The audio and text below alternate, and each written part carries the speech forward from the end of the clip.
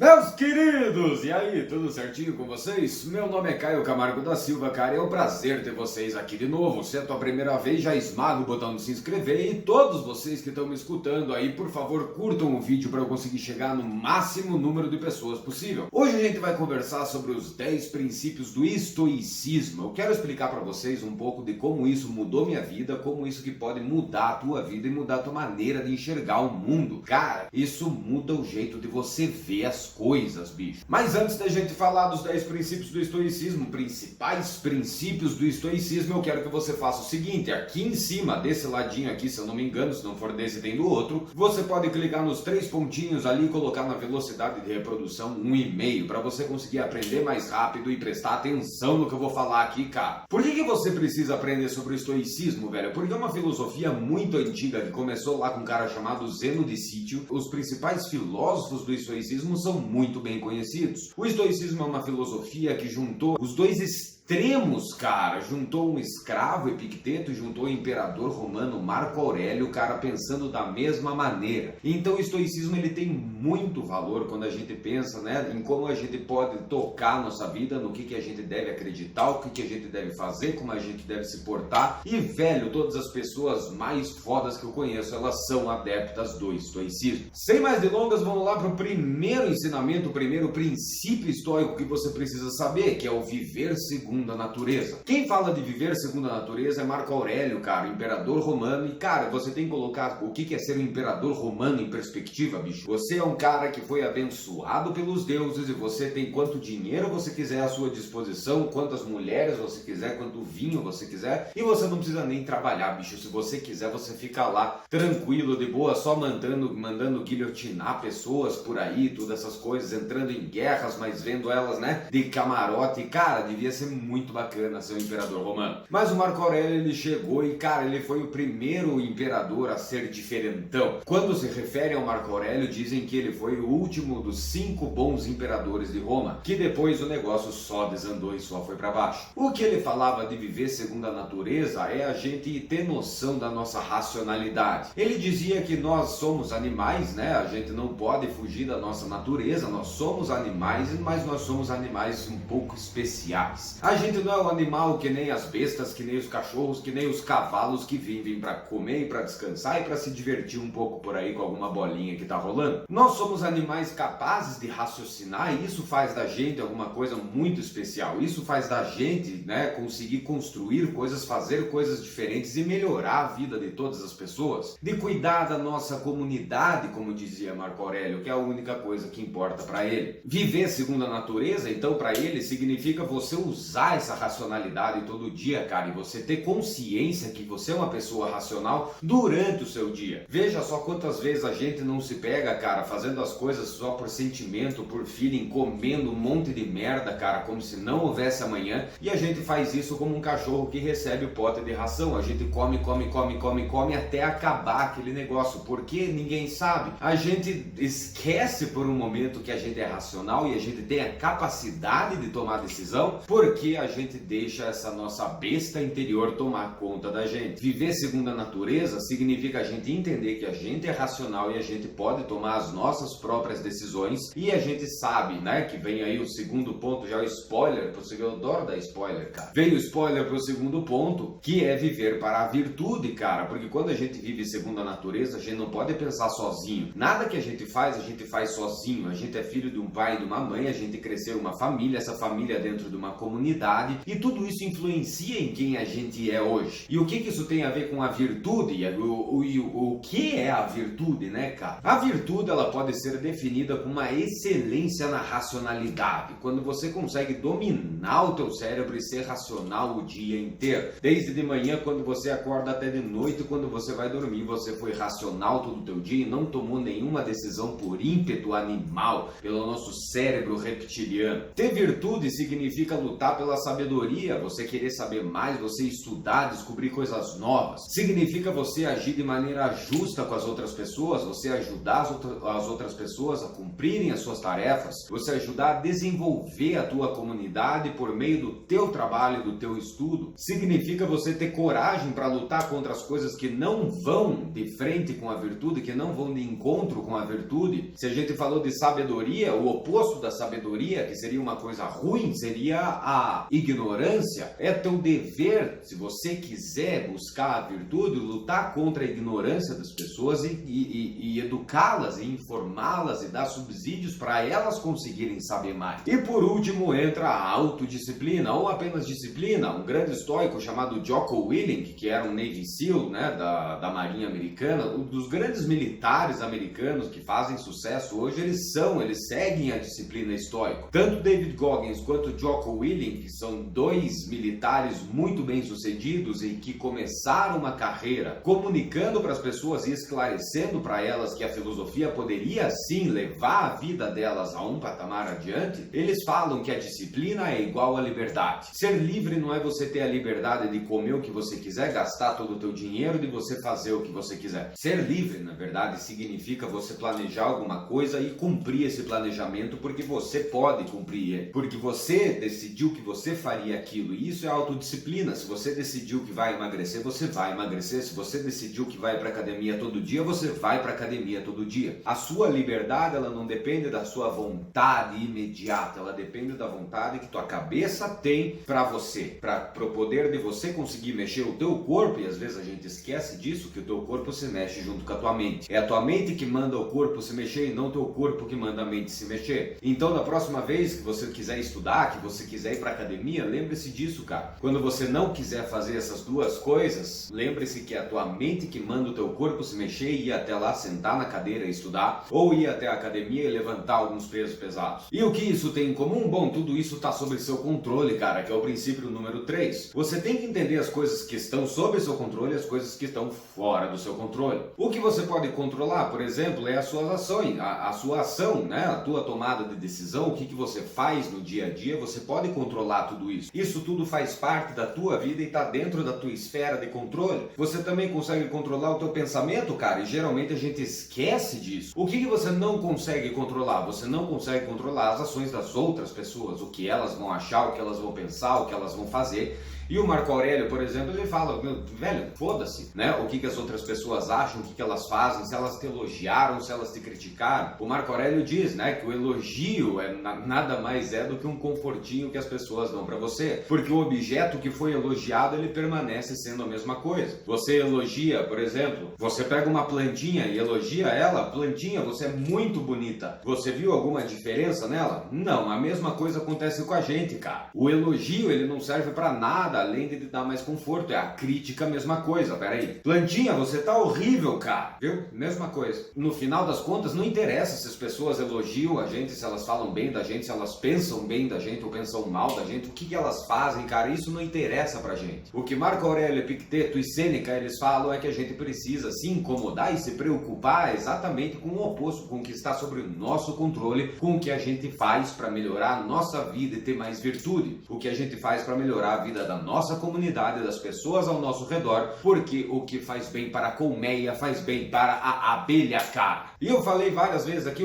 que algumas coisas são boas e algumas coisas são ruins, mas se a gente pensar o que é ultimamente bom ou ruim, o que no final das contas é bom ou ruim. Os estoicos evitam fazer essa diferença de bom ou ruim por um simples ponto, cara. Eu escutei uma história recentemente de um cara que há muito tempo atrás perdeu um cavalo. Ele tinha uma fazenda com um cavalo, o cavalo foi embora. Bom ou ruim? Ruim, né? À primeira vista você pode pensar que foi ruim, mas 2 dias depois o cavalo que ele tinha voltou com 7 outros cavalos. Bom ou ruim? Pois é, parece ser bom também, mas então o filho desse fazendeiro foi treinar esses 7 cavalos, foi selar eles, foi colocar ferradura, tudo isso, e daí um cavalo acabou se rebelando e derrubou o filho do fazendeiro, né? E aí o filho do fazendeiro quebrou a perna. Bom ou ruim? Pode ser ruim, mas isso evitou que o filho do fazendeiro fosse pra guerra. Bom ou ruim? É bom que o cara não foi pra guerra porque ele não morreu, cara, mas não indo pra guerra ele não foi condecorado com a medalha de honra que ele poderia ter ganhado, bom ou ruim. Ruim. Você veja, existem várias interpretações diferentes. Se chove hoje, por exemplo, para você que planejou uma viagem maravilhosa pra praia paradisíaca, a chuva pode ser uma coisa ruim, mas eu tenho certeza que o cara que tá plantando alguma coisa lá no interior a chuva para ele é alguma coisa maravilhosa, bicho. Então depende muito da perspectiva que você encara, o que é bom, o que é ruim. É claro que existem coisas que são desejáveis que aconteçam e as coisas que não são desejáveis que aconteçam, mas é muito importante que a gente muda nosso vocabulário quando a gente fala dessas coisas. Coisas desejáveis são aquelas coisas que seriam boas se acontecessem, né, pra gente.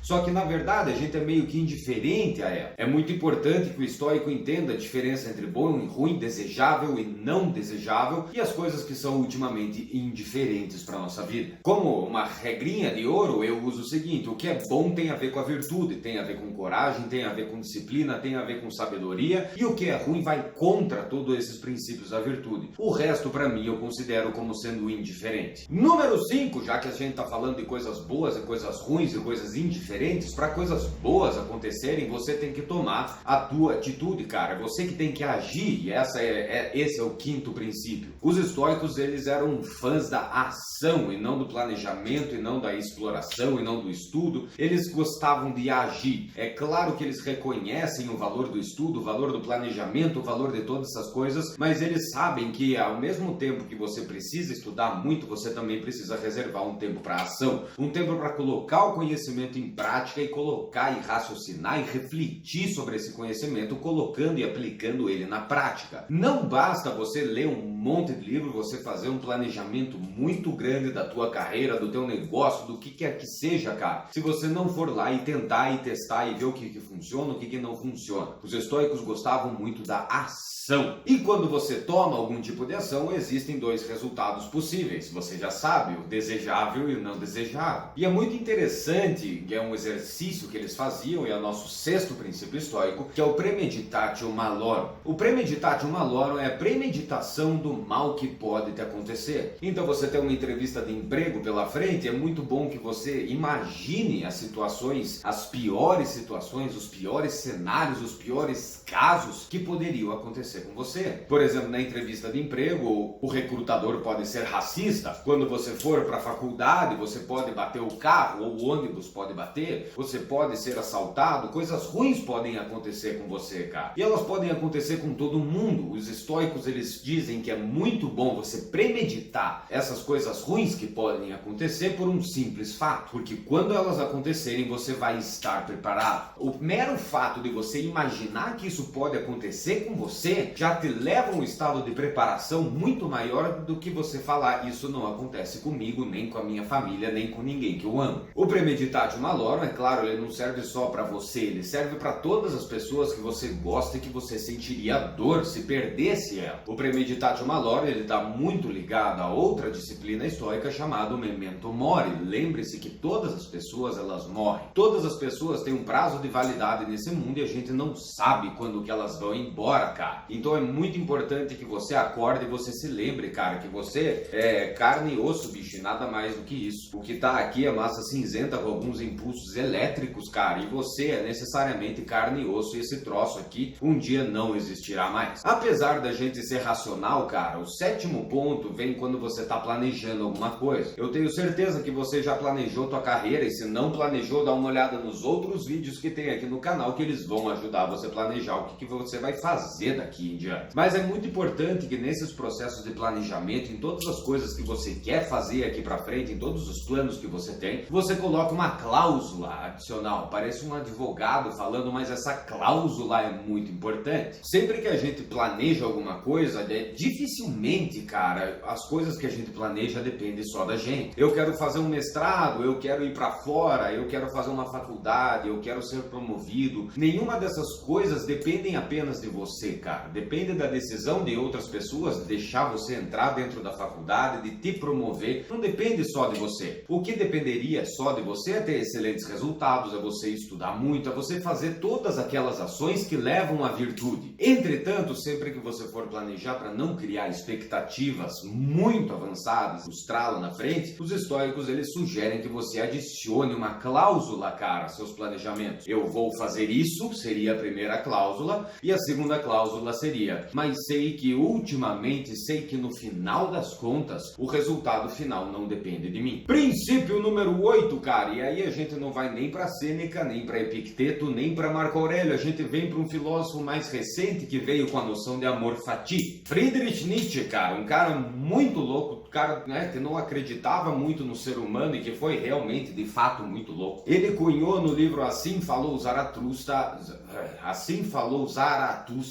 a noção de amor fati, que é amor pelo seu próprio destino, cara. Pense que em toda a sua vida, em toda a sua jornada, foi você que construiu a pessoa que você é agora e foi você que levou você mesmo, cara, como se fosse pegando na tua mão até o ponto que você tá agora assistindo esse vídeo. Eu penso isso na minha vida e, cara, vejo que loucura que foi que me levou a esse ponto aqui de estar conversando com uma câmera sozinho em casa. Mas faz parte, bicho. Foi você que construiu você mesmo, cara, e muitas pessoas, elas têm um problema da vida que elas levam. Elas têm um problema com a vida que elas levam, cara, que elas não aceitam quem elas são e elas não têm força para ir adiante. Elas querem fundamentalmente mudar a vida delas, esquecendo que foram elas mesmas que levaram ela para aquele lugar. É óbvio, a gente tem que voltar àquela noção de que nem tudo está sob nosso controle, nem tudo foi a gente que fez, foi a nossa comunidade que ajudou a nos construir, mas mesmo assim o Nietzsche fala, cara, que a gente precisa amar o nosso tempo presente, porque é a única coisa que a gente tem. Às vezes a gente olha o nosso passado e fala e pensa que tem o nosso passado, mas se você pensar, o passado nem existiu, cara, ele já foi, já era, acabou, não adianta mais olhar para ele. E é evidente que outras pessoas, elas se apegam muito ao futuro e falam, não, no futuro vai ser assim, semana que vem eu vou fazer isso, e cara, elas não sabem nem se vão estar aqui no futuro. O agora, esse momento é a única coisa que você tem, cara, e a única coisa que você pode fazer é curtir esse momento e seguir tocando tua vida. Nona disciplina estoica, cara, é a noção de que o obstáculo que tá no teu caminho é o próprio caminho. Você vai se deparar com coisas muito difíceis durante a sua vida, dizem Marco Aurélio, Sêneca e Epicteto. Essas coisas acontecem na vida de todo mundo, cara, obstáculos que aparecem na frente e às vezes são pedrinhas pequenininhas, você pode dar um chutinho no chão e elas saem do lugar. Às vezes são pedras maiores que você tem que pegar com mais força, elas são difíceis de tirar para você conseguir o teu caminho. Às vezes é um puta Monte Everest que aparece na tua frente e você fala, caralho, como que eu vou conseguir, né, passar desse troço para seguir em linha reta. Mas muitas vezes, cara, isso quem diz é Ryan Holiday, quando a gente pega esses obstáculos, são eles que formam quem a gente são. Se a gente olhar para trás, para aquele passado que não existe, lembra? Para aquele passado que não existe, a gente vai ver vários obstáculos que a gente teve e obstáculos talvez que a gente nem se lembre mais que existiram. E esses obstáculos, eles são colocados na nossa frente e a gente só tem que passar deles. Não adianta a gente achar um atalho, porque esse atalho geralmente não funciona e geralmente tira a gente do nosso trilho. Se a gente quer ir pro norte, a gente tem que seguir o mesmo caminho e não tem como contornar, senão a gente vai se perder. Por isso que o obstáculo, na maioria das vezes, é o caminho. Você lutar contra esses obstáculos e conseguir ultrapassá-los é quem vai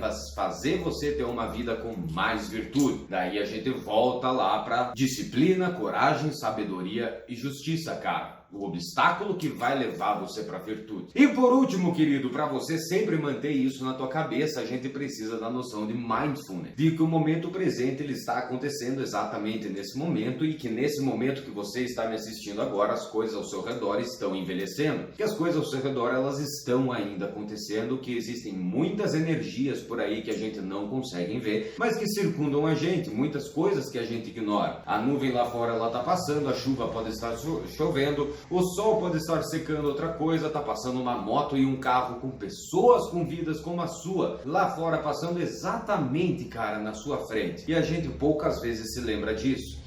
A gente é um pedacinho tão pequenininho de tudo, cara, e a gente tem que usar esses 10 princípios estoicos para fazer a diferença na vida das outras pessoas. Caso contrário, bicho, a gente leva uma vida meio que bosta, assim, né? Que a gente não faz nada pelos outros, a gente só recebe as coisas, a gente não é justo, a gente não tem disciplina e a gente deixa muita coisa na mesa. A gente esquece que a gente é racional e a gente não aproveita tudo que é aquilo que a gente tem para aproveitar. E por fazendo isso, a gente é injusto injusto com aquelas pessoas que não podem aproveitar o que elas poderiam aproveitar da vida. Eu tenho certeza que esses ensinamentos estoicos, esses princípios estoicos, eles levarão você para ter uma vida com mais aprendizado, com mais produtividade e, claro, com mais felicidade, cara, que é o intuito desse canal. Meu querido, eu quero te agradecer por estar aqui comigo, cara. Curta esse vídeo, por favor, para levar para mais pessoas. Deixe suas dúvidas nos comentários. Aqui vai aparecer um monte de coisas, você pode clicar aqui para se inscrever e aqui do lado vão aparecer alguns vídeos que eu tenho certeza que você vai gostar, cara. Eu te espero aqui nos comentários para responder qualquer dúvida que você tem e, é claro, cara, semana que vem tem vídeo novo, eu vou estar te esperando aqui. Um abração, querido, até lá!